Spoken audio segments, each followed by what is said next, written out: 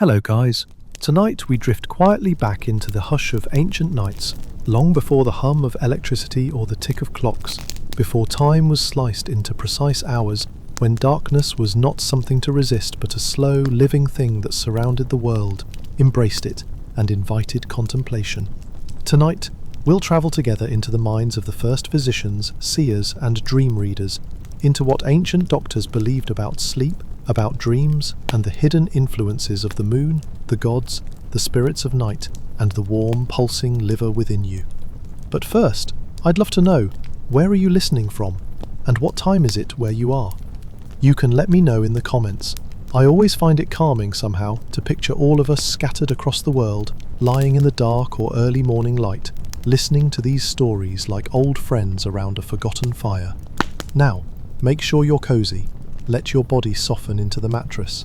Maybe pull the blanket a little higher. Feel the weight of it settle you. Let your eyes grow heavier. There's nothing you need to do now but listen. The past will take care of the rest. You are lying on a woven mat of tightly packed reeds, just soft enough to cradle your body, just firm enough to remind you of the earth below. The walls around you are made of sun-baked clay, their surface cool and coarse to the touch. A narrow slit in the stone serves as your only window. Outside, the sky turns to bruised lavender, the soft hue of twilight washing over the desert beyond. It is ancient Mesopotamia. The year is somewhere near 1400 BCE, though no one would have said so at the time. Time doesn't come in numbered years here. It comes in seasons, in floods, in eclipses, in how high the barley reaches, or how quiet the moon has been. You are in the home of a Saipu, a learned man, a healer of both body and spirit. Not exactly a doctor in our modern sense, but more than a priest, a guardian of balance, of the seen and unseen. He is preparing your sleep for tonight. The physician believes your soul may wander while you rest. He believes dreams are not random, they are messages, sometimes warnings, sometimes gifts from the gods, and sometimes they are dangerous, a sign of intrusion from unseen forces. So sleep is sacred. It must be guided and protected. He lights a small bowl of incense, aromatic resins from far lands, frankincense, myrrh, storax. The smoke rises in slow ribbons, and he chants a low verse in a tongue older than any written alphabet. His voice is barely more than breath. It vibrates in the bones of the room. "May the spirits of the night pass over this house," he murmurs. "May Namtaru be bound. May Gula bless the breath of sleep." Outside, the last goat bleats, and a hush settles over the world. The only sounds now are the occasional bark of a distant dog, and the faint rustle of palm fronds catching a breeze that smells of warm earth and river reeds. The physician hands you a small draught in a carved shell cup. The liquid is bitter, thickened with crushed herbs, likely mandrake, or perhaps poppy. You've been having troubled dreams. Not just strange images, but visits, you said. Waking with scratches, unrested, hollowed. The Ashipu believes your liver may be too hot. In the ancient world, especially here in Mesopotamia, the liver was not merely a digestive organ. It was the seat of the soul, the most divine of internal structures. Dreaming, according to the scribes of Asher and was connected deeply to the condition of your liver. If the liver was disturbed by food, by emotion, by unseen demons, your dreams would turn dark. And so he checks your pulse, not with fingers but with questions. When did the dreams begin? Had you offended a spirit? Did you walk alone under the wrong moon? Did you eat goat's meat 3 nights in a row? It matters. All of it matters. He lays a small clay tablet at your side, etched with cuneiform prayers. It is a sleep charm meant to draw benevolent forces to your bedside and repel the dark ones. These ancient physicians did not separate medicine from magic, body from spirit. Your healing would happen in both realms. The moon is rising now, a pale, round ghost in the east, watching. In many texts of the time, the moon is both a god and a gateway. Dreams are stronger on full moons, more dangerous too. The physician adjusts a curtain over the window. Too much moonlight might open the veil too wide. You need protection. Not from the moon itself, but from what travels in its shadow. He sings now, slow, tonal, like rocking the air into slumber. He repeats a name 3 times. Sin, sin, sin. It is the name of the moon god, and of protection in dreams. You let your eyes close, and as the chants fade into the sounds of a distant flute in the village below, you begin to drift. The herbs are working, your limbs are heavier. You are entering the twilight space between waking and sleep, where the spirits wait. The liver cools, the air thickens, and in that sacred chamber you begin your descent into the realm of dream as understood by those who first named it. You awaken, or perhaps you never truly slept, in a different place now. It is still ancient Mesopotamia, but you are no longer in a modest home or healer's chamber. You are lying beneath the high arched ceiling of a temple dedicated to Gula, goddess of healing, guardian of the sick, and mother of herbal knowledge. Her temples were some of the earliest hospitals, though they never bore that name. They were places of spiritual rest as much as physical recovery. Here you have come seeking sleep, healing sleep. All around you the soft flicker of oil lamps casts golden shadows across thick stone columns. The air is cool and dry, perfumed with crushed cedar leaves and the sharp scent of juniper smoke, spiralling up from braziers placed at the cardinal points of the chamber. You lie on a raised platform of linen-covered reeds. Around you other sleepers breathe gently. Some whisper in their sleep, others twitch lightly, lost in visions. It is the third night of the ritual sleep, a sacred practice called incubation, where one enters a temple, fasts, purifies the body, and then offers sleep to the divine in exchange for guidance. You are told not to fear the dreams. The priests of Gula, both men and women, move quietly between the beds. They wear linen robes, dyed with indigo, and small satchels tied at their waists contain stones and dried herbs, charms for dream clarity, powders to ease troubled minds. One of them pauses beside you, placing a soft cloth soaked in chamomile water over your forehead. Another murmurs a prayer you can barely hear, but the rhythm is soothing. Outside, the moon glides through the night sky, cloaked slightly in cloud. In Mesopotamian cosmology, the moon, called Nana or Sin, is no cold rock but a powerful living deity, a god of wisdom, cycles and secrets. His silver light was believed to illuminate the passage between the realms of the living and the divine. He was the true patron of dreams. It's no accident that temples of sleep were opened only on certain nights, when the moon's position made it safe. Dreaming was not just inner life, it was travel, movement between planes. The veil between this world and others could grow thin, especially on the 7th, 14th and 21st days of the lunar cycle, days sacred and dangerous. Tonight is the 14th night, a full moon. You feel it like a whisper in your chest. A priest places a small figurine at the foot of your bedding, a carved lioness. This is Nintanuga, a lion-headed goddess of medicine, often associated with Gula. She guards the door to your dream. You are safe to go now. The floor beneath you is made of packed, warm earth. You can feel its calm, ancient energy rising through your bones. The ancients believed illness, both of body and spirit, was an imbalance, a misalignment between the human soul and the forces of the world. Dreams were a form of realignment, messages delivered through symbols. A misstep in a dream might be a warning of future misfortune. A blessing in a dream could predict healing, but only the trained eye could read them. Beside you, a clay tablet waits. Tomorrow, at dawn, you will be asked to describe your visions. A priest scribe will etch them into record, not because your story is unique, but because dreams were studied, catalogued, compared. The ancients believed in patterns, in archetypes. If 1,000 dreams shared the same dark figure, that figure had meaning. In the great cities, Ur, Nippur, Babylon, massive libraries once held thousands of these clay dream records. Entire volumes classified dreams into categories: prophetic, symbolic, divine, ominous. The way your foot moved in a dream could mean the difference between a bountiful harvest or a year of famine. And so tonight, Your dreaming is not just your own. It is part of a centuries-old experiment, a cosmic archive. The priest returns, whispering, "Let the goddess send you visions, and may you wake healed." You close your eyes, and this time you do sleep. But even in sleep, your spirit walks. You find yourself moving through a field of barley under a violet sky. A pale lioness watches from a distance, eyes glowing. The moon is impossibly large, hanging just above the horizon like a glowing gate. A soft wind carries the scent of spiced wine and baked earth.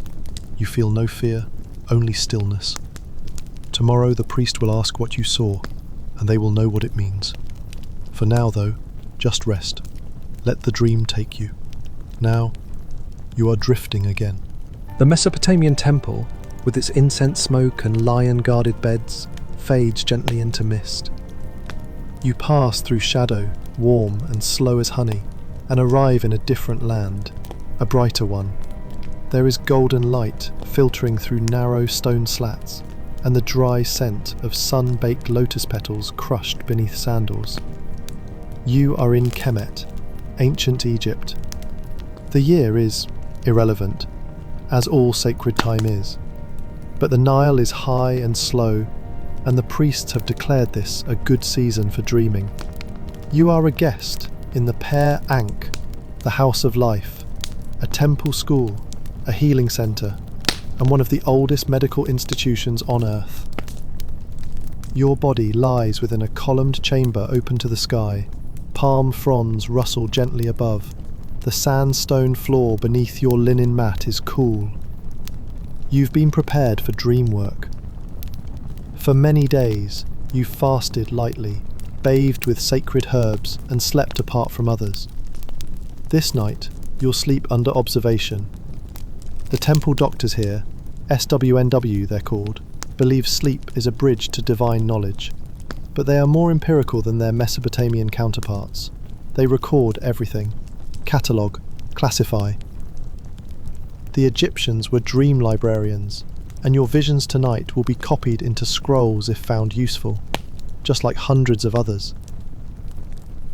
Above you, carved into the columns, are prayers to Thoth, god of wisdom and writing.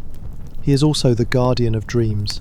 With the head of an ibis and the calm eyes of the moon, Thoth is said to record every dream, every whisper from the gods. In fact, some believe the dreams themselves are his language, coded messages written across your sleep in symbols and shifting images. A priest approaches. He wears simple white linen, a shaved head gleaming in the firelight, and around his neck an amulet of the moon disk. In one hand, he carries a small papyrus scroll, an excerpt from one of the famous dream books, compiled in the libraries of Thebes and Memphis.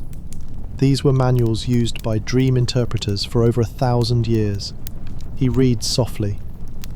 If a man dreams of bathing in clear water, good, it means purification by the gods.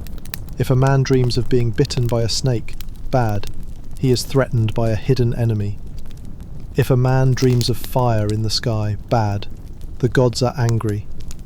The scroll continues, but you barely hear it. The rhythmic tone of the priest's voice is enough. The patterns settle into your breath. You are ready. Before you lie still, the temple healer performs one last act. He places a warm compress over your abdomen, a linen bundle soaked in cedar and fig leaf tea. They are working on your liver tonight. In Egyptian medicine, much like in Mesopotamia, the liver is central. The priests here believe it is the seat of passion, desire, and moral balance. If the liver is troubled, your dreams become confused, chaotic. They must restore harmony there before allowing your spirit to travel too far. Some healers say the liver is the eye of the soul. Others say it is the garden where dreams grow. They don't argue over these metaphors. In ancient Egypt, the metaphor is the medicine. The compress warms your belly. You feel something in you begin to settle, to open. You're told to speak your name into the air before sleep, to remind your soul where to return. The priest leans over and says gently, "If you meet your car, listen. If you meet your bar, follow. If you meet your shadow, do not fear it." The car, the life force, the bar, the wandering soul, and the shadow, your hidden self. The stars are emerging now, bright and ordered. You recognize the constellation of Sopdet, what we now call Sirius. Her rising marked the Nile's flood, and in dreams she brings insight. She's watching you now, calm and eternal. And so, you sleep. And in the dream, you walk along the Nile shore in the moonlight. The river is not water, but light, silver and shifting. A figure stands on the opposite bank, bird-headed and still, Thoth. He holds a long scroll and nods as you approach. He begins to write. In the morning, the priest will ask, "What did he show you?" But you won't have to answer right away. Here, the dream belongs first to you. Only later, perhaps years later, will its meaning become clear. Let it linger. Let it fade gently, like ink on papyrus left in the sun. You rest, warm and safe in the shadow of the ancient moon. You are in Greece now. The sun has set long ago, and the air still hums with the last warmth of the marble stones. Crickets chirp in rhythm, and a soft wind stirs the leaves of the sacred groves. You have travelled far, through dust and silence, to reach this place, Epidaurus, nestled in the hills of the Peloponnese. This is not just a sanctuary, it is the sanctuary. The most sacred of the healing temples devoted to Asclepius, god of medicine, restorer of health, and master of dream cure. Tonight, you are here not to speak, not to plead, not to perform any grand rituals. You are here to sleep. They call it incubation, but as more than just lying down and closing your eyes. It is a ritual, a rite of passage, a chance to be touched by the divine in the most private of spaces, your inner world. You walk the length of the stoa, the long colonnaded hall that leads to the abaton, the innermost chamber where sleep comes sacred. You're barefoot, and each step echoes softly on the smooth flagstones. The walls are carved with inscriptions, stories of healing, of divine appearances, of men and women who came here in pain and left whole. You pass beneath an arch where a serpent is etched in stone, coiled and regal. The priests have told you already. Do not be afraid if one visits you in the night. The serpents of Asclepius are sacred. They live freely within the temple. If one curls beside you, or flicks its tongue near your skin, take it as a sign. He is near. You lie down now on a stone platform, padded with folded wool and linen. The chamber is open above, no roof, only the stars, quiet and cold. The moon, half veiled, casts a pale shimmer across the floor. There are others here, maybe 2 or 3. You hear only their breathing. The priests of Asclepius, not unlike doctors, but also poets, watchers and guides, have prepared you. You were bathed in spring water earlier, fed a light broth of barley and wild herbs. You fasted gently, spoken your name, made your offering, a small clay votive of a hand, for the pain that lives there. Others offer feet, knees, eyes, symbols of the parts they hope to have restored. And now, you wait. The Greek doctors, even those who lean toward reason like Hippocrates, believe the body's balance, its humours, determine how dreams came. An excess of black bile, they said, darkened the mind with fearful visions. Too much yellow bile in the dreams turned heated, violent, like flames. And the liver, again, makes its quiet return. To the Greeks, the liver, hepar, was associated with passion, drive and divine connection. They used it for hepatoscopy, the reading of omens in the livers of sacrificed animals. It was seen as the seat of will and of future vision. A disturbed liver led to disturbed dreams. Healing it might heal the soul. The priest brushed a warmed oil over your abdomen before you entered the chamber, a blend of hyssop and myrtle, meant to calm the humours and cool the blood. Now your body feels heavy, yet calm, ready. They have whispered to you what may happen. You may dream of the god. He may appear in the form of a man, or of a child, or of a snake. He may speak to you plainly, or give you only symbols. He may touch your wound, or cut it, or place his hands inside your chest. It is said that some wake with the mark of the dream still on them. No matter what happens, the priest has said, do not be afraid. Let it come. Let the dream do its work. You stare up at the stars. The moon, thin and silent, hangs like a watchful eye. A torch flickers gently at the edge of the chamber, casting long shadows of your still form against the marble. Then, softly, barely more than a whisper, you begin to feel it, that slow tipping sensation, like sinking into warm water. The boundary between your limbs and the stone begins to blur. The air seems farther away. Your breath moves slower now, and the thoughts, those tight little knots, begin to loosen, to dissolve. Your spirit is entering the inner temple, and in this space you walk again, but not on stone. You are moving through a garden now, olive trees above and smooth stones below. A pool of still water before you, and a shape reflected in it that you cannot quite make out. You are not sure whether you are sleeping or dreaming, not sure which part is real. That's how it always begins. Time slips again. Now you are in Rome, though not the Rome of marble emperors and roaring crowds. This is a quieter Rome. A side street in the Esquiline Hill where figs grow soft in the summer heat and the hum of the city feels far away. You are a guest in a domus, an upper-class Roman house, invited here not for a banquet but for rest. The atrium is dimly lit and the walls are painted with soft frescoes of birds, olive branches, and the god Somnus, his eyes always closed, drifting among stars. A statue of him stands near your bedchamber, a winged youth with poppies in his hands, the flowers of forgetfulness. The household is quieted. The servants have gone. You've been given a cushion of goose down and a woolen blanket, perfumed slightly with lavender. A small dish of honeyed wine rests beside you, not to drink now, but for the morning, when sleep loosens its hold. You lie back. The ceiling is low, and above it the Roman sky turns from indigo to black. A single oil lamp burns by the door, its glow golden and calm. Here in Rome dreams are medicine, but also omens. No man is so mighty that he dares ignore a troubling vision.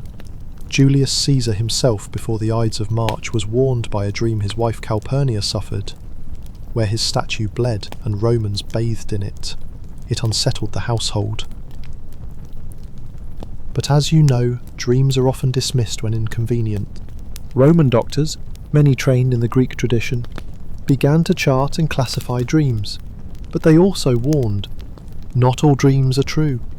Some come from the gods, some come from the body, others are mere noise, the soul clearing its throat.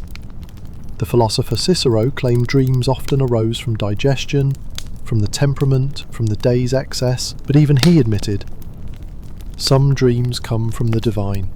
You recall a phrase from Artemidorus, the famed dream interpreter from Asia Minor, whose book, Onira Critica, became a favourite among the educated. He wrote, "Dreams which are seen with the mind's eye are symbolic. Those which are seen with the body's eye are direct. One must know the difference." Tonight, you have no ambition for prophecy. You are not an emperor, not a general, just a traveller seeking quiet.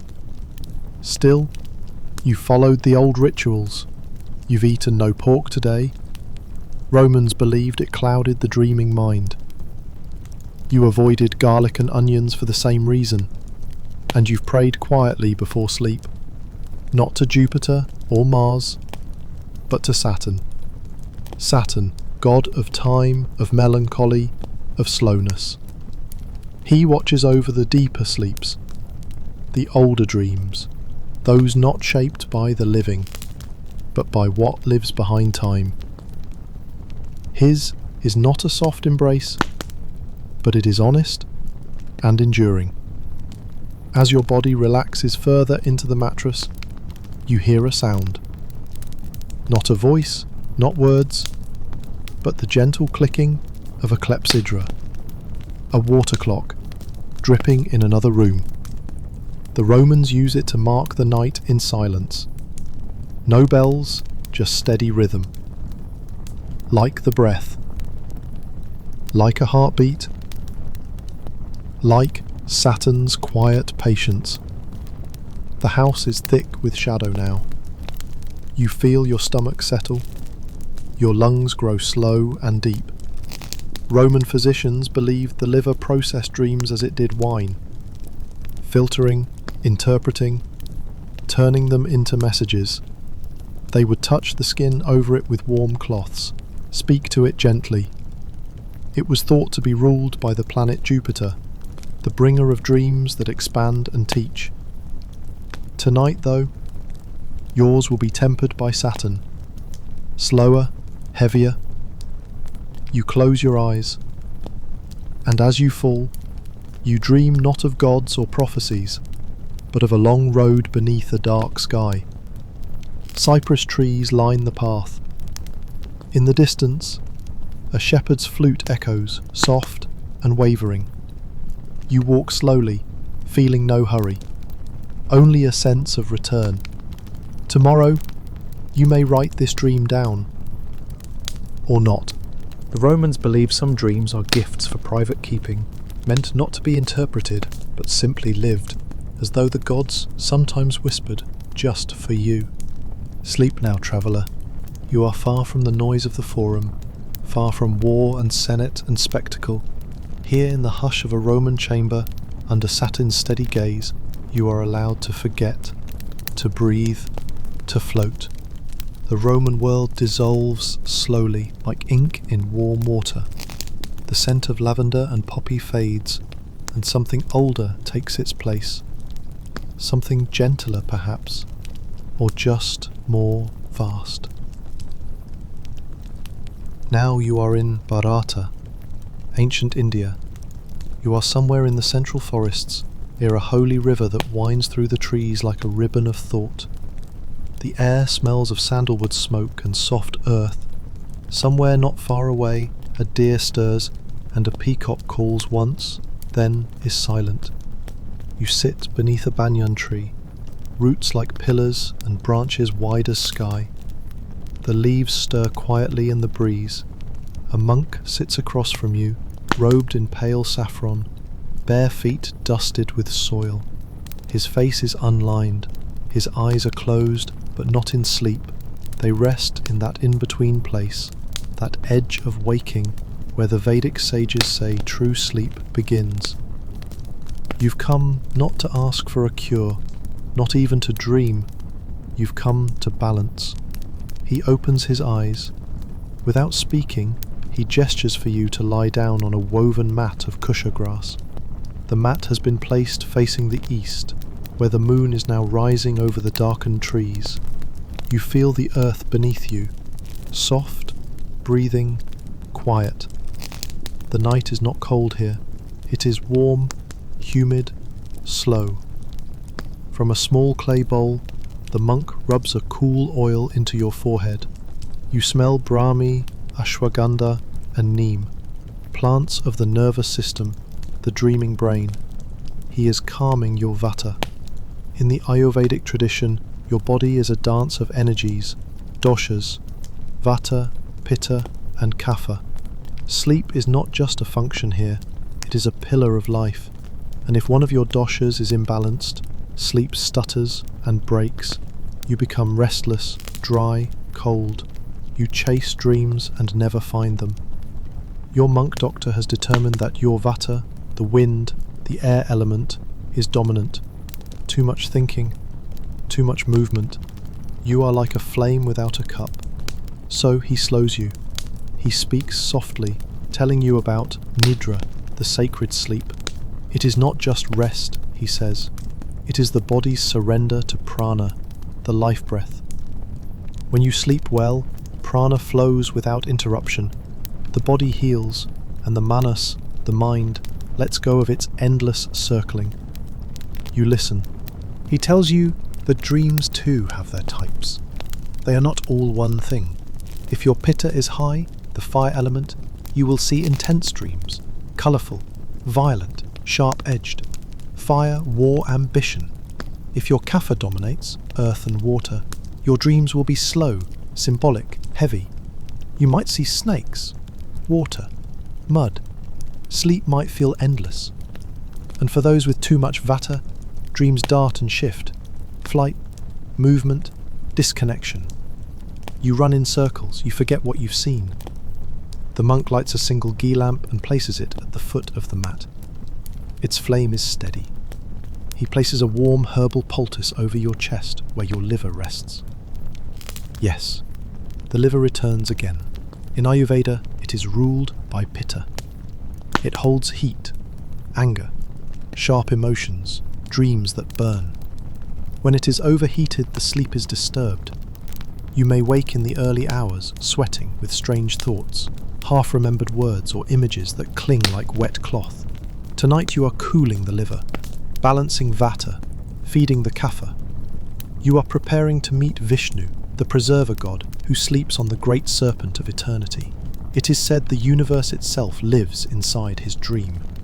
When Vishnu sleeps, the world sleeps. That's what the ancient Upanishads say, that this waking world is but a flicker in the long, slow blink of the divine. You do not need to understand it, you need only to close your eyes. And so you do. As you drift, you hear the soft ringing of a bell, struck gently to mark each breath. The monk hums a low bija mantra, a seed sound meant to carry the mind beyond thought. You cannot repeat it, you can only feel it. In your dream, you are floating above a river of light. Beneath you, the water flows not with waves, but with stories. You see flashes, a cow walking through blue smoke, a bird made of gold, the face of your mother at a younger age. The river asks nothing. It simply carries. You feel yourself let go, first your feet, then your thoughts, then the part of you that always watches. Sleep now is no longer yours, it is the world's sleep, and you are welcome in it. You are in ancient China now, near the banks of the Yangtze, in the soft hush of twilight. A mist rises from the water, clinging gently to the reeds, the stone paths, the sloping eaves of tiled roofs. The world here is grey-blue and quiet, a stillness that feels almost sacred. You are in a scholar's home, though the scholar is not here now. He has travelled west for study. But his housekeeper, an older woman with wise eyes and a silk robe the colour of tea leaves, has welcomed you. She has prepared a bed for you in the small side room, where the walls are painted with mountains and cranes in flight. There is a scroll unfurled near your pillow, its characters written with precise, careful brushstrokes.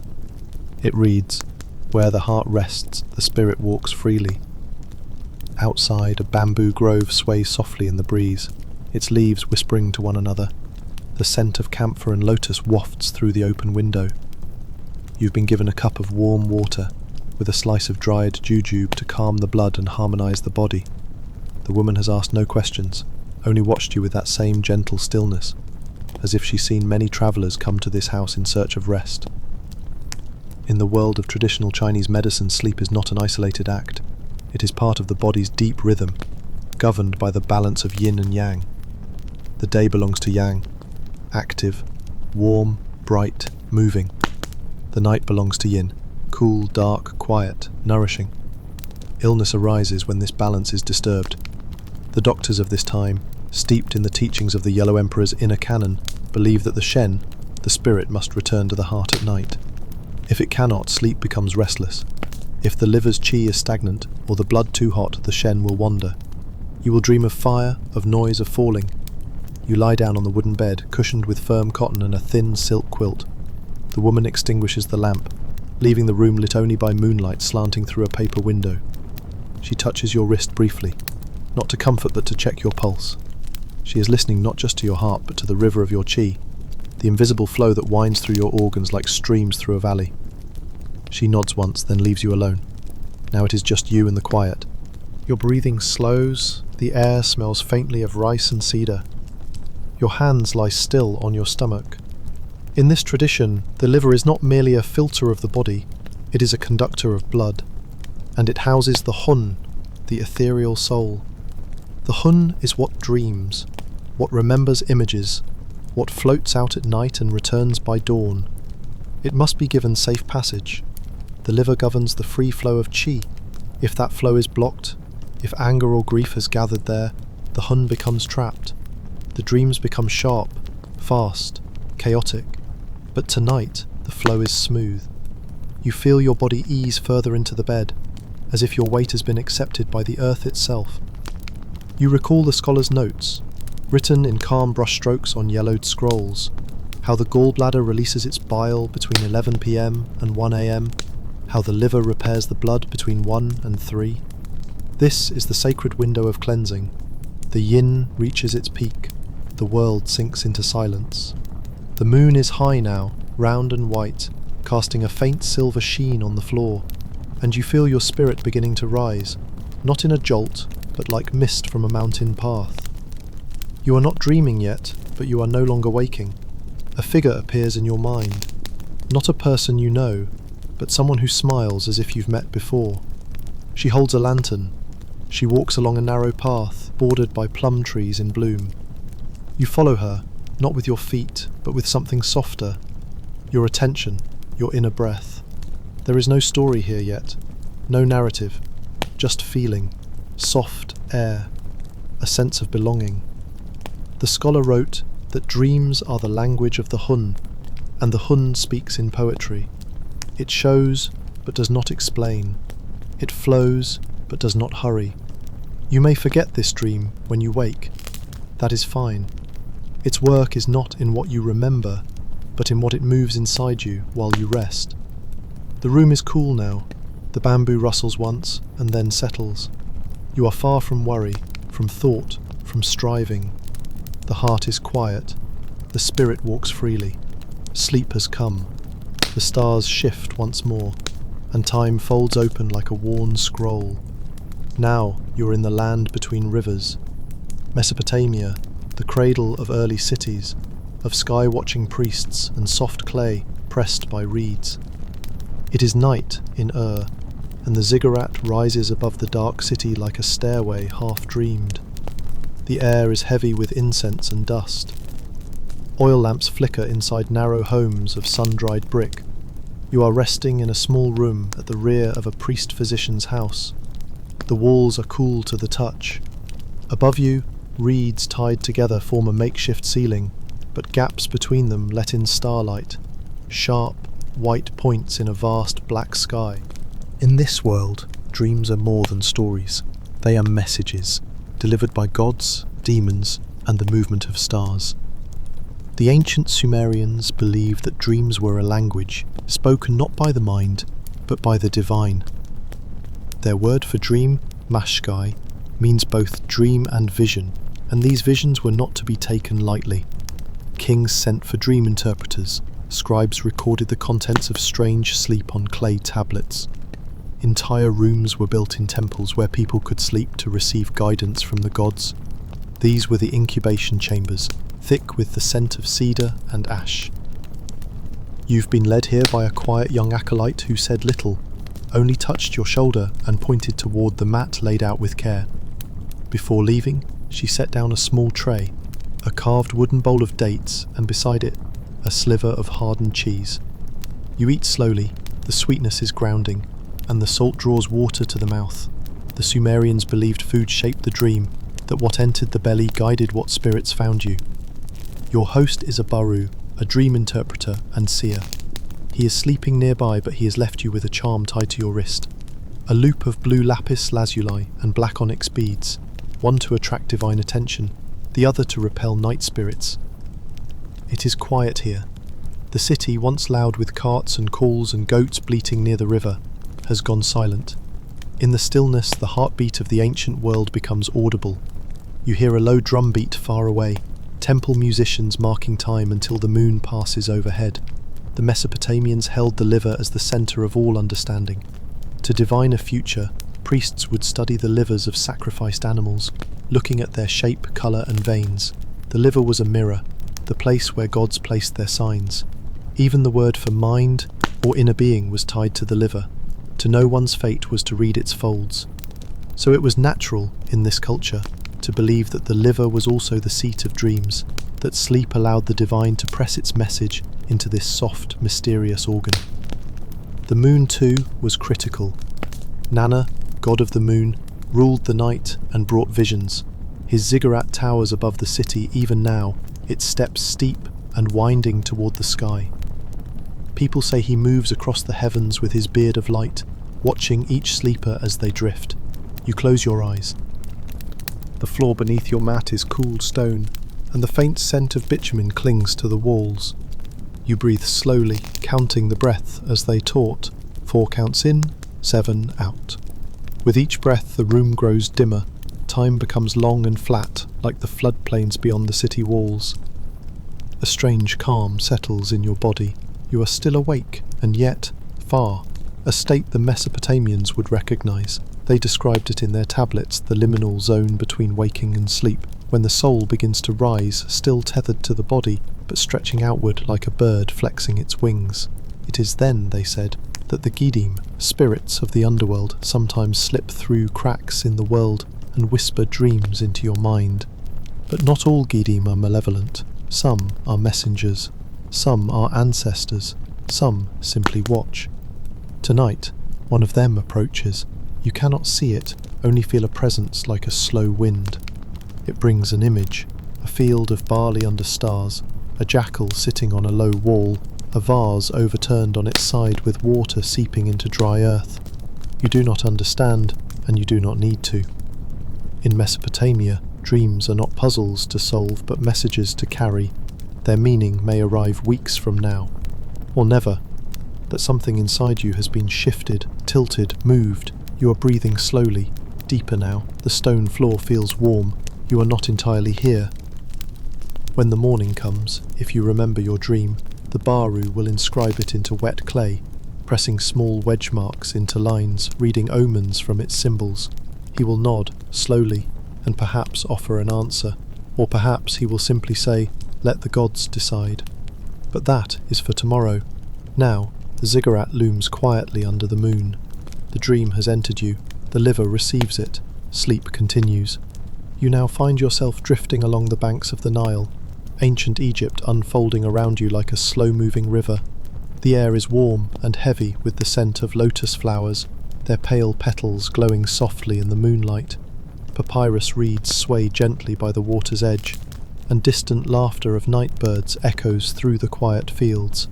The great pyramids loom far off, dark against a sky filled with stars that seem closer here, clearer, as if the heavens themselves lean in to watch. You are lying on a wooden bed carved with delicate hieroglyphs, a mattress stuffed with straw and woven palm leaves beneath you, soft linen sheets cool against your skin. The bed is placed in a chamber decorated with paintings of gods and sacred symbols. Thoth, the ibis-headed god of wisdom and dreams, stands watch. The walls are adorned with images of the weighing of the heart, where the soul's purity is tested, and the gentle flow of the Nile reminds you of life's eternal cycle. In ancient Egyptian medicine, sleep was a sacred time when the soul journeyed beyond the body. They believed the Ka, the life force, and the Ba, the personality, both wandered during sleep, visiting realms both divine and mortal. Dreams were messages sent by the gods themselves, often through the figure of Thoth, who recorded them and interpreted their meaning. Temples dedicated to the god Imhotep, healer and architect, served as dream incubation sites where supplicants would sleep to receive divine guidance or healing. Tonight you have been invited to such a temple, a quiet sanctuary on the western edge of the city where the sun sets and the veil between worlds is thin. Before sleep, you partake in a ritual, a small sip of sweetened water infused with myrrh and frankincense. The scents rise in the air, wrapping around you like a gentle prayer. The priestess who tends the temple places a circlet of blue lotus blossoms on your brow, a symbol of rebirth and the unfolding of consciousness. The Egyptians believed the liver was one of the sacred organs preserved in burial because it was central to both life and the afterlife.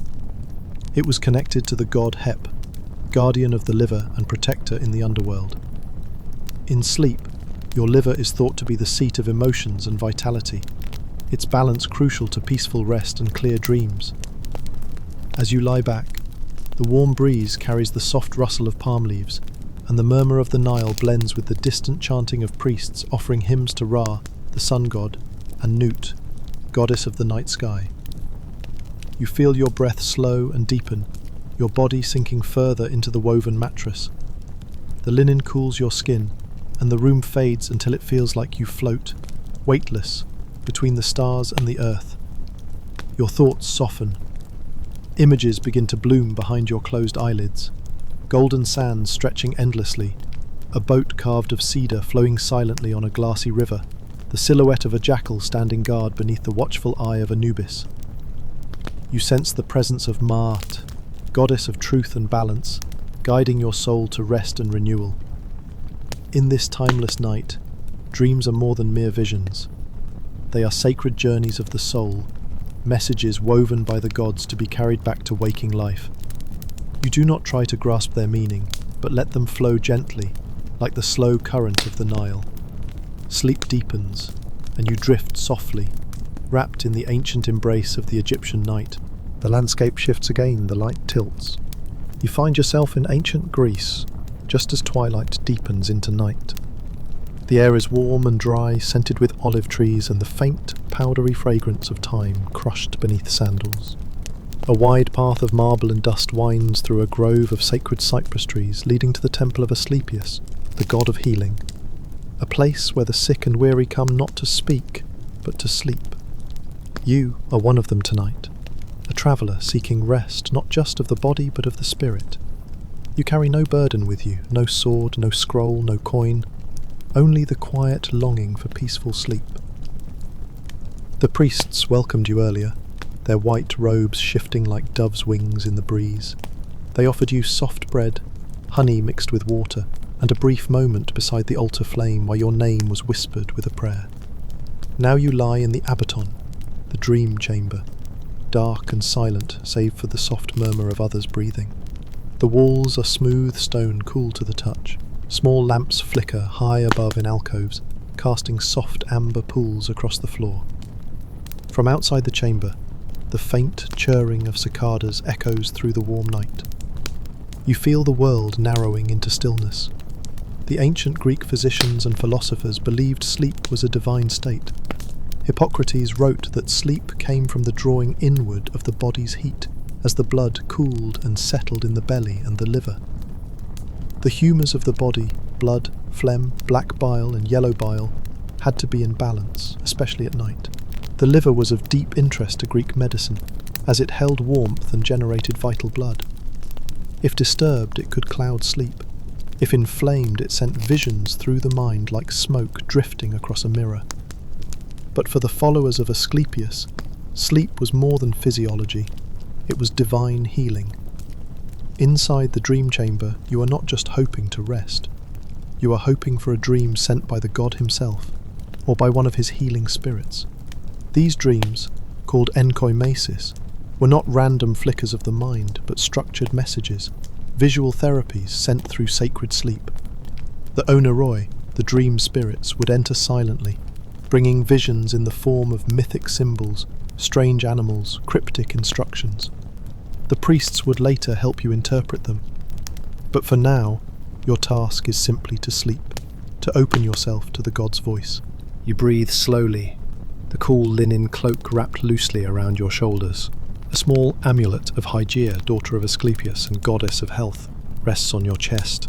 Her image, serene, holding a bowl with a serpent coiled beside, reminds you to surrender, not to control, but to trust. You feel your limbs grow heavy, as if the stone beneath you is slowly pulling you into the earth. The dream state begins to shimmer at the edge of your awareness. You are not asleep, not yet, but something is opening. You sense it in your chest, a slow unfurling. And then it comes. Not a dream exactly, but a presence, a soft golden light behind your eyelids, a figure in a long white chiton walking toward you with a staff entwined by a serpent. He says nothing, only touches your forehead, and you feel a warmth spread down your spine. In this world, the gods heal through images, through symbols, that shift something deep within the soul. Perhaps it will be a dream of rivers, or lions, or an open wound closing itself, you surrender to it. There is nothing to analyze, nothing to fear. Outside, the stars wheel slowly across the sky. The moon is rising over the hills of Epidaurus, where the temple rests in olive-shaded silence. The night is long, but you are not alone in it. The god walks beside your dream, a quiet guide. Your pulse slows, breath deepens, muscles release. Sleep has taken you, not in a rush, but as a wave covering sand. The dream begins. The temple stones fade away, and now you hear a new rhythm. The sound of crickets humming in tall grass, the low, steady gurgle of a river, and the soft flicker of a small fire. You are in ancient India, deep in the age of the Vedas, surrounded by forest and moonlight. The air here is sweet with sandalwood smoke. A gentle wind stirs the leaves above, and you sit under a wide banyan tree, watching the night pass like a slow, sacred tide. You are part of a small community of seekers, hermits and healers who live near the edges of the world, far from the bustle of kings and markets. They speak little during the day, and even less at night. Instead, they listen to the birds, the wind, the stars, the breath, and to the silence between. These sages, the Shis, believe that sleep is not unconsciousness but a return, a reabsorption into the universal self, Brahman. Just as a drop of water returns to the ocean, each night the individual soul, Atman, goes back to its origin. You lie down on a mat woven from reeds, the ground beneath you still warm from the sun. The fire beside you is dying slowly. Someone has placed a few herbs in it, tulsi, neem, and a curl of guggul resin, and the smoke drifts upward, thin and silver. The moon is half full above the trees, casting soft light across the clearing. Nearby a water pot catches the moon's reflection. It wavers slightly, rippling, as if something unseen just moved through the night.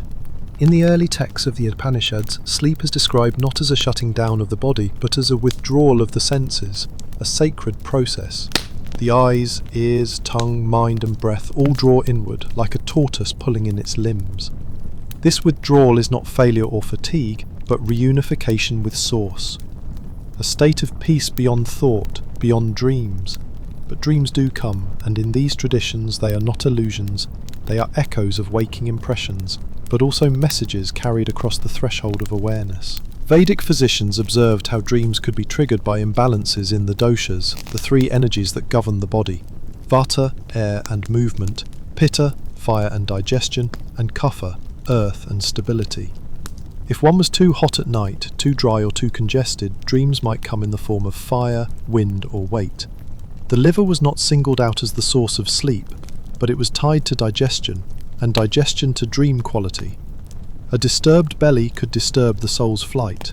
The ancient texts also describe 4 states of consciousness: waking, dreaming, deep sleep, and the 4th state, turiya, which is pure awareness. You are invited in this moment to drift between these states, not to chase them, but to notice. You are not required to think, or to remember, or to understand. You lie still. Your hands are at your sides. A slow breeze crosses your skin and your breath follows its rhythm. You begin to feel lighter, as if your thoughts are leaves being carried off by the wind. One by one they go. The thought of today, the thought of tomorrow, the thought of self, even the thought of sleep. And then there is only the present. This soft moment beneath the banyan tree, this breath, this stillness. In the world of the Vedas, this moment is sacred. You are returning to something vast, nameless and whole. You are not dreaming yet, but the door is open. Perhaps tonight your soul will ride the breath of prana, the life energy, into a dream of luminous birds, or of clear rivers that speak in languages without words. Maybe you'll find yourself in the company of ancestors, or pass through a space where sound becomes light. Or maybe there will be no dream at all, only peace. Whatever comes, it is part of your journey back to yourself, to the source, to Brahman. The fire is embers now. The forest is silent. You are deeply relaxed, floating. The air changes again, cool, damp, with a soft scent of plum blossom and cedar smoke. You are now in ancient China, in the twilight hours when the sky turns to brushed ink and the mountains become shadows. You walk slowly along a winding stone path lined with bamboo, your robe light against your skin. Above, a waxing moon hangs in a pale sea of stars, its presence quiet but watchful. The rustling of bamboo stalks fills the silence like the hush of a distant stream. A small pavilion awaits you at the end of the path, nestled near the banks of a lotus-covered pond. You step inside, remove your shoes, and sit on a raised wooden platform covered with silk mats. An old physician is there, wrapped in a robe of faded blue linen, his hands folded in his lap. He nods to you without speaking, and together you watch the surface of the water still. In this world, everything flows in cycles, night and day, breath and silence, tension and ease. To sleep, the ancients believed, was not simply to rest, but to realign with nature's rhythm, to restore the balance between yin and yang, the opposing but complementary forces that shape the body, the mind, and the universe. As the sun sets, yang, the active principle, recedes. Yin, the passive, inward energy, rises to guide you inward. The physician offers you a warm herbal infusion, gently bitter with notes of licorice root and dried chrysanthemum. He speaks softly now, explaining that true rest only comes when the shen, the spirit of the heart, is calm.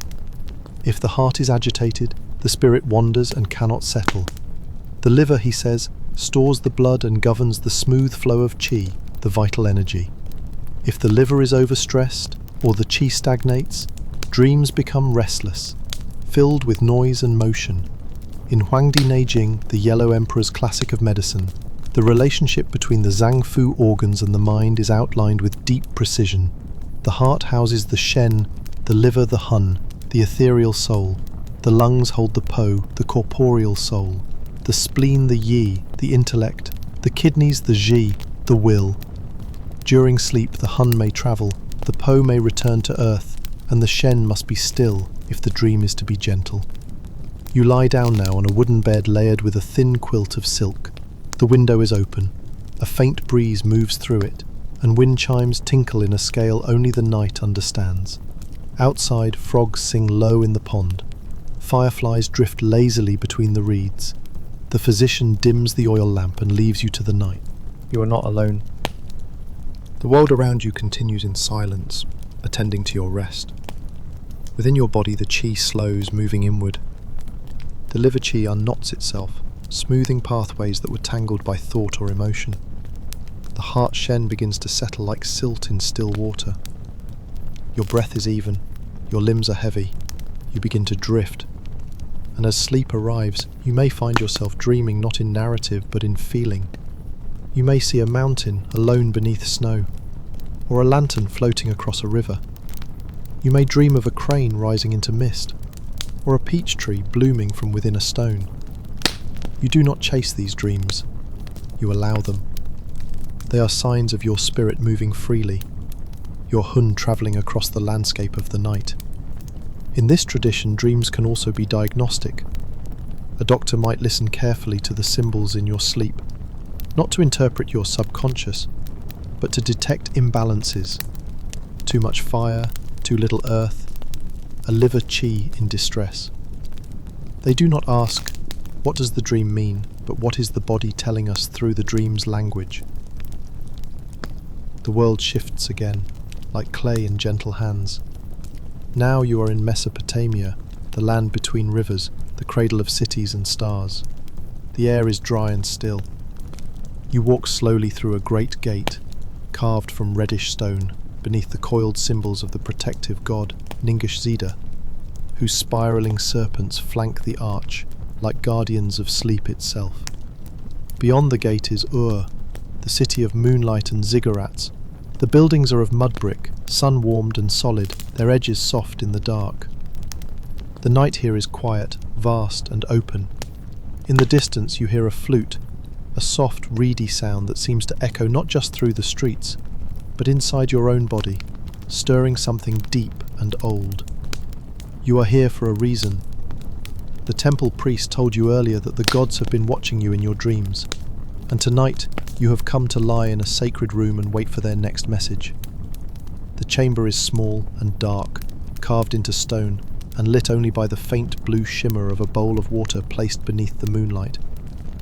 This is a dream incubation room, part of a long Mesopotamian tradition where dreams were not ignored or forgotten, but recorded, interpreted, feared, and honoured.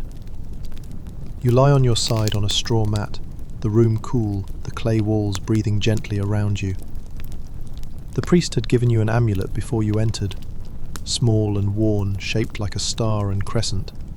It is dedicated to the moon god Nana, who rules over sleep, fate, and the silent unfolding of dreams.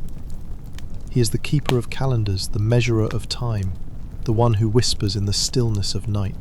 In Mesopotamian belief, dreams were messages from the divine realm, sent by gods or demons to reveal truths, issue warnings, or bestow blessings. They believed the liver, that deep red organ rich with blood and warmth, was not just a seat of life, but a mirror for the god's will. Through hepatoscopy, priests would read the markings on sacrificed livers to learn the future. Just as they studied organs by day, they studied dreams by night. There were different kinds of dreams. Some came from the gods and carried weight.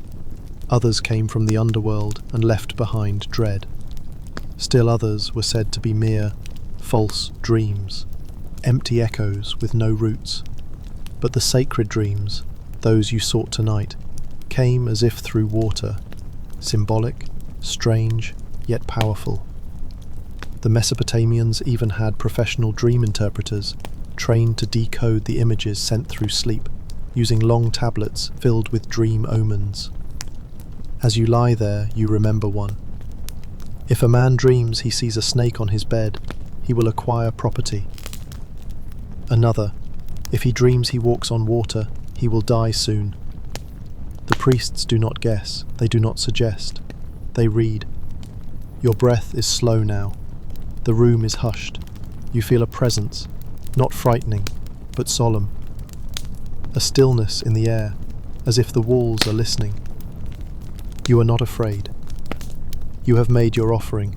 You have spoken your question. The dream will come if the gods will it. And then, softly, it begins. You are no longer on the mat, but standing on cracked earth under a low purple sky. A lion walks beside you. A river flows backward in silence. The moon is enormous, and from it fall slow flakes of white ash. In the dream, you speak a language you do not know. You are heard. There is no need to understand. The image is the message. The ancients believed dreams entered the body as breath, from the gods, through the moonlight, down the nostrils, into the lungs, where they settled like mist and bloomed behind the eyes. The body must be still for them to arrive. The heart must be open. The liver must be clean, so that its energies do not cloud the vision. You feel yourself slipping deeper. The lion's breath is warm. The river lifts you and carries you, gentle and strong. Your limbs are heavy, your heart slow, your mind quiet. In the morning, the priest will listen to your dream and mark it down on a clay tablet, adding your night's vision to thousands of others collected across centuries. But for now, all that exists is this quiet, floating moment, somewhere between two rivers, beneath the steady gaze of the stars. Now the land beneath your feet feels softer, covered in moss and mist. You are far north, perhaps in ancient Britain or Gaul, long before cities, before the sharp lines of maps. When the forests stretched unbroken, the sky felt closer than thought. This is the world of the Celts, a people who lived with the land, with the stones, with the breath of the unseen. The air smells of wood smoke and cold iron. Distant owls call out from the treetops. The grass glows pale with dew under a waning moon. You walk slowly through a grove of tall oaks, each one older than memory. Beneath your feet are patches of soft mushrooms and fallen leaves. The wind moves gently, lifting strands of your hair, brushing your skin like the edge of sleep. Ahead, through the trees, you see a circle of standing stones. Not large like those at Stonehenge, but smaller, wrapped in ivy and hidden from the road. The stones have no names, but they are remembered. You step into the circle. The clearing is silent. In the centre is a simple structure of woven branches and animal hides, a sleeper's shelter, placed here not for protection, but for exposure. In Celtic tradition, sleep was not just for rest. It was a doorway, a place where the world of the living and the world of the spirits blurred and overlapped like breath on glass. And dreams? Dreams were visitations, echoes from the other world, the land of the gods, the ancestors, the hidden folk who spoke not with voices, but with signs. You lie on a bed of straw and dried herbs. Heather, meadowsweet, and mugwort fill the air with a soft, bitter scent. The fire nearby is low and flickering. A druid had prepared you for this moment, speaking calmly of the dangers and the gifts of dreaming. The soul, he said, is not chained to the body. In sleep it wanders. If you call the right names, it will return with something true. There was no single belief, no neat doctrine. The Celts trusted the rhythm of the moon, the pulse of the blood, the whisper of the land. They believed that certain nights were thin, times when the veil between worlds could be stepped through in silence, in sleep. Samhain, the end of harvest, was such a night. So was Imbolc when winter begins to lift. On these nights, dreams mattered deeply. As you rest now, you think of the liver. Not a seat of logic or analysis, but of feeling, of courage, of instinct. The liver, warm and red, was tied to the idea of inner strength, of life force, of vitality. When it was clear, the soul could wander freely and return safely. When troubled, it clouded the vision, filled dreams with fear or forgetfulness. It was less studied than sensed, like a whisper in the blood. Your breath slows, the fire cracks softly. Outside, the trees sway, and you feel yourself drifting. Not falling, but floating inward. And then the dream begins. You are walking along a stone path beside a black river. The moon is enormous above you. On the other bank stands a white deer watching. Behind it a tree blooms in the dead of winter. You hear music, but see no musicians. You hear your name, but it is not your name. You understand anyway. In this place, symbols are truths. The white deer is not a deer. The river is not a river. You do not need to know more. You only need to listen. The dream is not yours to control. It is a gift, a message, a touch from the unseen. When you wake, there will be no explanation. The druid may offer meaning, or you may choose to keep the vision quiet, held like warm stone in the hand. In the Celtic world, not everything needed to be said. Some truths were felt, and that was enough.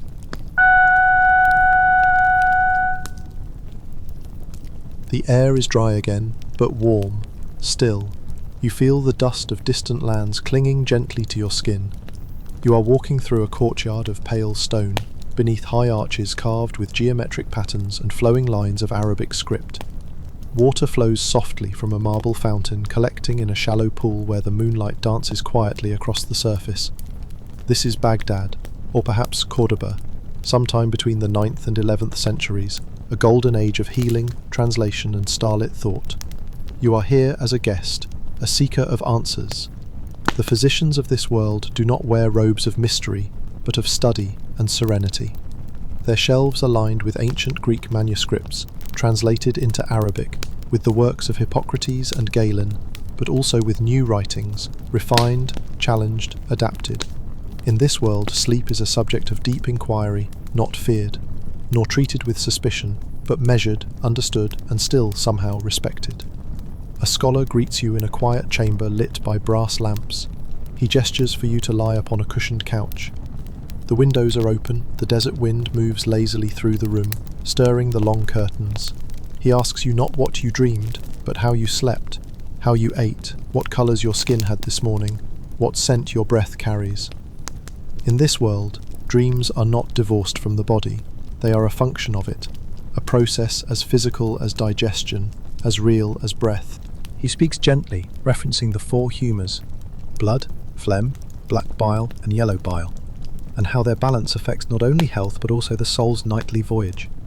Sleep, he says, is caused by the rising of moist and cold vapours from the stomach to the brain.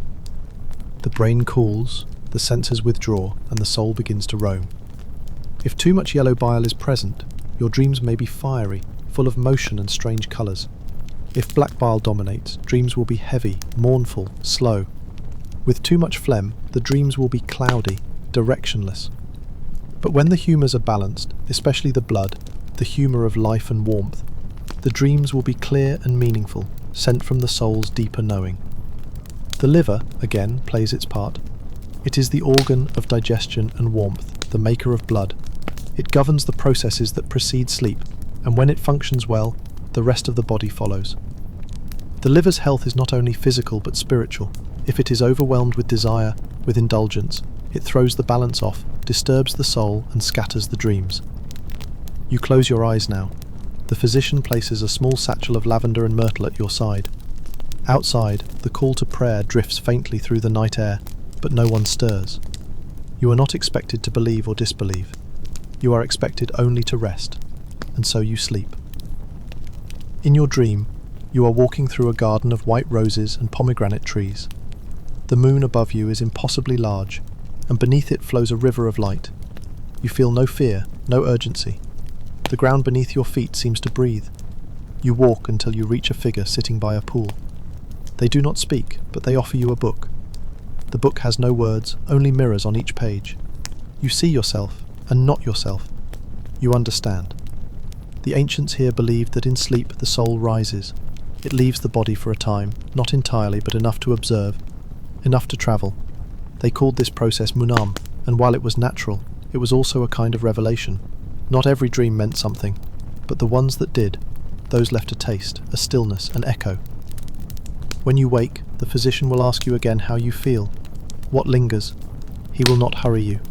He will make note of your dream, your skin tone, your pulse. He will adjust your diet, your herbs, your evening prayers.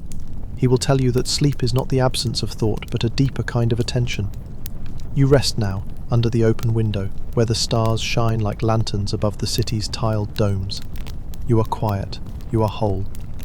The dream has passed through you like water through silk. You are in the cold stone corridors of an early Christian monastery, somewhere in the green-grey hills of medieval Europe. Perhaps it is Ireland, or the high valleys of the Alps. The location does not matter now. What matters is the stillness.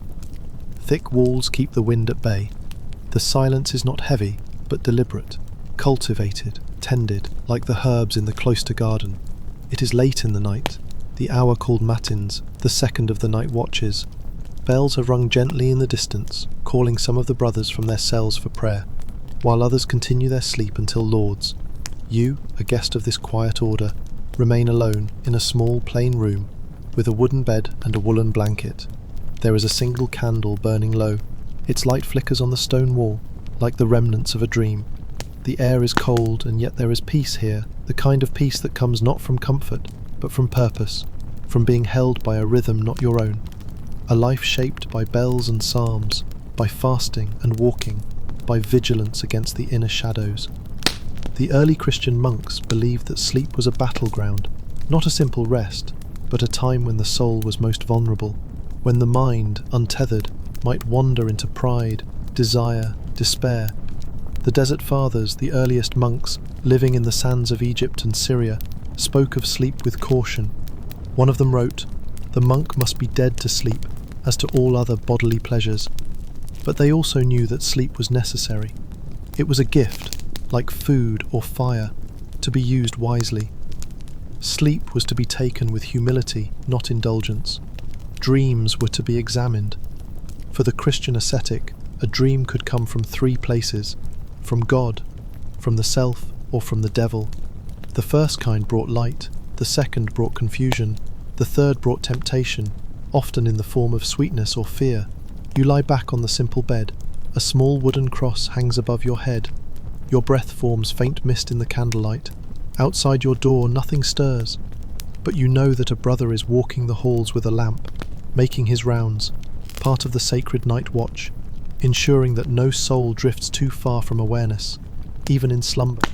You remember the stories they told you earlier that day, of Saint Benedict, who dreamed of a radiant ladder reaching to heaven, of a monk who dreamed he was in paradise, only to wake weeping, realizing he had to return, of another who dreamed he was being pursued by dark wolves, and awoke with the sure sense that he had sinned in thought. These dreams were not dismissed. They were discussed with one's superior, written in journals, prayed over. Sleep, for the monk, was not escape. It was examination. The body rested, but the soul worked. It was tested, taught, purified. You draw the blanket up around your shoulders and close your eyes. You do not expect a dream, but if one comes, you will meet it with stillness. Perhaps it will be a simple image, path through a quiet forest, a figure waiting at a river, or perhaps it will be nothing at all, a clean blackness like ink on parchment. Even that is a kind of grace. The monks say that if the heart is clean, the dreams will be clean. If the thoughts before sleep are gentle, the night will be gentle. You think now of the psalms they sang, soft, slow, reverent. In peace I will lie down and sleep, for you alone, Lord, make me dwell in safety. You repeat the words silently, once, twice, until they become a rhythm, a lullaby without melody. The candle burns lower, the shadows deepen, you sleep. In your dream, you are walking through the cloister garden. The herbs rustle softly. A single bird sits on the edge of the fountain and sings, though it is night. You kneel to drink from the water, and as you do, you see stars in it, stars beneath the surface, as though the heavens had been inverted. You look up. The sky is dark. The same stars shine above. The dream is simple, and yet it leaves you with a sense of being held, known, watched over. You are far from the cold stone cloisters of Europe now. The light is different here, warmer and golden, the air perfumed with sandalwood and distant blossoms.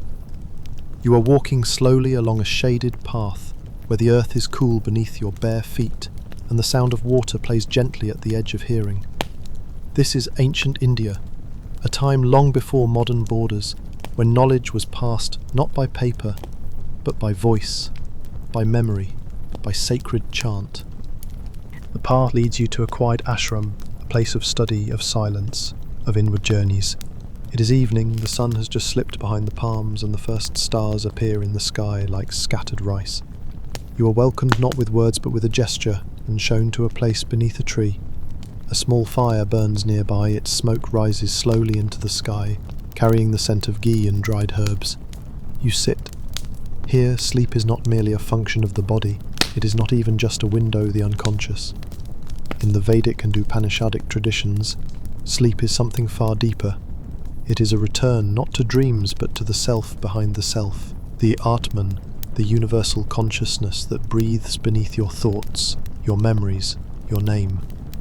A teacher sits nearby, cross-legged, his voice low and calm. He speaks of 3 states of being, waking, dreaming, and deep sleep. In the first you perceive the world through the senses, in the second through the mind alone, but in the third, susupti, deep dreamless sleep, you experience neither, and yet you still are. That is the mystery. You remain. You are not gone, only resting in the ocean of Brahman, the source of all that is. He tells you of prajna, the deep sleep self, hidden beyond language. In this state, there is no ego, no division. It is peace, pure and complete, and yet few remember it. Dreams are seen as movements of the mind, shaped by desire, karma, and the impressions of the waking world. But deep sleep? That is a sacred thing, a taste of liberation. The fire crackles softly, the trees sway with a hush, a gentle breeze brushes against your skin. You lie back on a mat woven from soft grass. The teacher places a small dish of oil beside you, sesame, infused with calming herbs. He dips his fingers into the oil and anoints your temples, your chest, your feet. This is not ritual, it is care, a preparation for rest. You feel your body sink into the earth. Your limbs grow heavy. You are not falling asleep so much as returning to where you have always been, beneath thought, beneath story. As your breath deepens, your mind begins to loosen its grip, not in confusion but in surrender. You are not afraid, you are floating inward. In your dream, you are sitting beside a vast lake. Its surface is still. In it you see the sky, the trees, your own face. But as you watch, the reflection fades and all you see is light, warm, endless, without source. You do not move, you do not need to. The light is not around you, it is you. When you wake, much later, before dawn, the stars are still out. You are alone but not lonely. The teacher is gone, but the fire still smoulders. You remember nothing clearly, but you feel something, a quiet, not like silence, but like truth. In Ayurvedic thought, sleep is one of the 3 pillars of health, along with food and moderation. It is not to be feared but respected. Disturbed sleep is seen as a disruption in Vata, the dosha of movement and air, or sometimes Pitta, the fire that digests thought and sensation. Remedies are gentle: warm oil, sweet herbs, soft chanting. Not to silence the mind, but to remind it of what it already knows, that it is safe to return. The room is quiet, with pale paper walls and the faint smell of dried chrysanthemum and sandalwood. You are in ancient China, perhaps during the Han Dynasty, or one of the dynasties that followed. Time moves differently here. Days are shaped not by clocks, but by the sun, the stars, and the movement of qi, that subtle, vital energy that flows through all living things. You lie upon a woven mat. Outside, a courtyard garden glows in moonlight. A small stone lantern burns gently, casting low flickers against the bamboo fencing. Somewhere beyond the wall, a stream trickles softly. You have been invited here to understand sleep, not as a failure of consciousness, but as a sacred rhythm, a return to harmony. A physician sits beside you. Not hurried, not clinical. He carries no scalpel, only questions, observation, and years of deep study in the balance of the body. He speaks softly about yin and yang, the fundamental duality that governs all existence. Yang is the active, bright, external energy. Yin is the dark, still, inward current. Day and night, motion and rest, wakefulness and sleep. Sleep, he tells you, is the time when yin rises, and the spirit retreats inward to be nourished, not lost, only withdrawn from the outer world, so that it may return refreshed at dawn. But when sleep is restless, shallow, or disturbed, it is often because yang continues to stir in the heart, or because qi is not flowing freely, especially through the liver. You feel a small touch on your wrist. He is taking your pulse, not counting beats, but listening to its texture, its rhythm, its voice. The pulse of someone who sleeps lightly might flutter like silk in the wind. The pulse of someone burdened with thoughts might feel tight, like a twisted thread. The liver, in Chinese medicine, is more than an organ. It is the general, the one who ensures smooth flow of emotions, blood, and qi. At night, the liver stores the blood, and the blood, in turn, houses the hun, the ethereal soul, the part of you that dreams. If the liver is healthy, the hun can drift gently through the dream realm and return undisturbed. But if the liver is overworked by stress, anger, poor food, or worry, the hun becomes agitated and the dreams turn restless, vivid, or frightening. He prescribes no pills. Instead, he prepares a cup of warm tea brewed with swan zhaoren, the sour jujube seed, long used to calm the spirit and anchor the soul. He advises you to eat simply at night, to avoid stimulation, to sleep early when yin is strong, and to leave your window slightly open so that qi may flow freely around you. You sip the tea. It is earthy, slightly bitter, but comforting. He shows you how to breathe slowly, into the lower belly. This, he says, gathers the qi downward, into the dan tian, the body's quiet center. Too many thoughts pull energy up, to the chest and the head, but calmness comes when you return to your root. You lie back. The mat is firm but kind to your body. He dims the lantern. In the dimness, the moonlight becomes the room's only voice. Your eyes close. Your breathing evens. In your dream, you are walking along a river path. The water glows faintly, and you see things moving beneath the surface. Fish, perhaps, or spirits. Ahead, a stone bridge arches gracefully into the mist. You step upon it, and find it leads not to another bank, but upward, into the sky. You climb. The air thins. You see the stars. You look down and below you is the roof of the room you sleep in now. And then you fall, gently, not with fear, but with trust, back into your body. The Hun has returned. In the morning, the physician will ask about your dreams, but not to interpret them literally.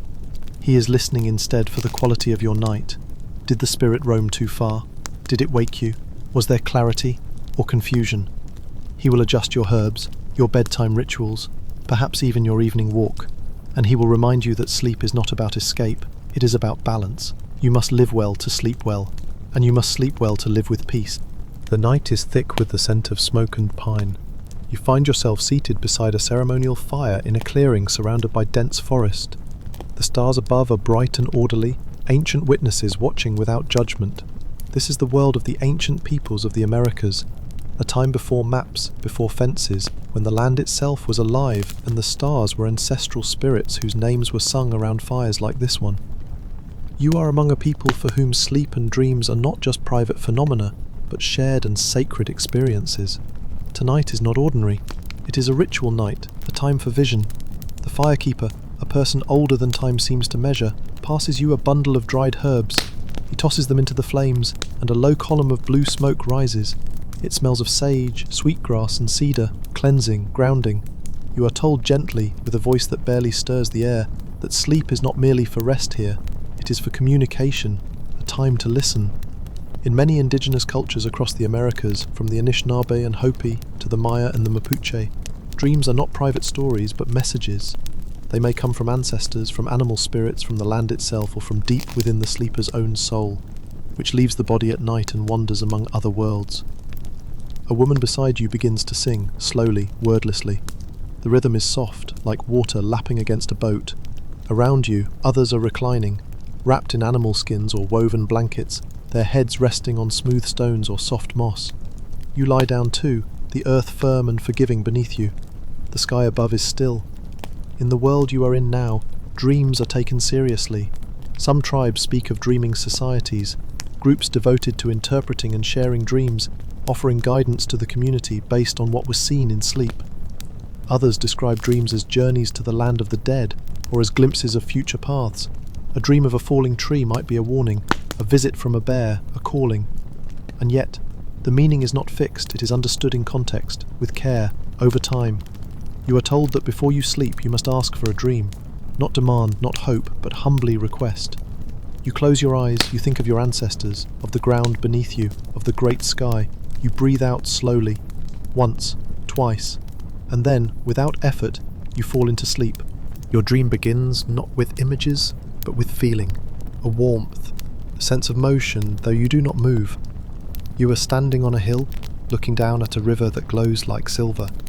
An animal walks beside you. It may be a wolf or a fox or something that shifts shape as you try to see it clearly. It does not speak, but you understand it is showing you something. A moment passes, a tree appears in bloom, a storm in the distance, a face familiar but long forgotten, and then quiet. You wake in the early morning, the fire is low, the others are rising slowly, no one speaks right away. Dreams must not be rushed. They unfold like fog in the valley, gradually with respect. Later the elders will gather to speak with you. You will describe what you saw or what you felt, and they will listen without interrupting. They will nod or frown or smile quietly. They may not explain, they may not need to. Some dreams are not for understanding, but for carrying, like a stone in your pocket, for a long time. You stretch. The ground beneath you feels familiar now. The wind brushes through the trees, and inside your body, something is settled, not solved, but seen. Here, dreams are bridges, between life and death, between now and the future, between the person you think you are and the one you might yet become. Sleep is not passive, it is sacred. You find yourself in a small, quiet room. The walls seem familiar now, woven from the shadows of everything you have just travelled through. The stone of the monastery, the warm earth of India, the paper lanterns of China, and the whispering forests of the Americas, they blend, as though time and place fold gently into one. Here, in this stillness, you reflect on the journey. The ancient doctors, priests, shamans and philosophers all sought to understand sleep and dreams. not as mere accidents, but as windows into the hidden parts of ourselves and the cosmos. The liver, so often spoken of, was more than an organ.